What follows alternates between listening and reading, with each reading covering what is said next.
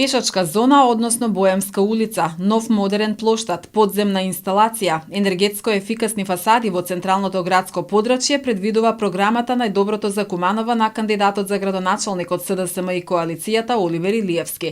Тој на денешната пресконференција најави дека на улиците Линденска и Кирил и Методи ќе се паркираат исклучиво жителите од централното градско подрачје.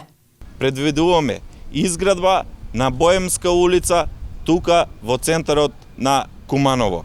Станува збор за амбиентална пешачка зона во која граѓаните ќе може да доживеат една друга страна на градот. Оваа улица ќе биде во староградски амбиент, хортикултурно уредена со естетско зеленило, со нова урбана опрема и постоечкото улично осветлување ќе биде збогатено со модерни канделабри. Предвидуваме и проект во кој дел од градот, централното градско подрачје, за подземен катастар. Висечките кабли од кабловски оператори и од ЕВН, целокупната надземна инсталација ќе биде ставена под земја, со што центарот на градот ќе добие целосно нов лик. Во центарот од исклучителна важност се реконструкција на сите водоводни и канализациони мрежи, како и реконструкција на сите улици.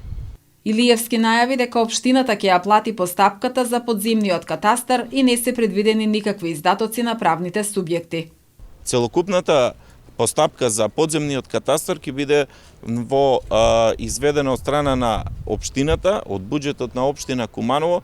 Тука се и промена на водоводна мрежа, канализациона мрежа, ставање на водоводна мрежа во пластични цевки, се со цел утре, ако се случи некој дефект, да не се копаат улиците, туку да се промени таа водоводна мрежа без копање на самите улици, и сето тоа ќе биде на трошок на општината, затоа што ние приватниот сектор не можеме да го оптеретуваме со нови трошоци.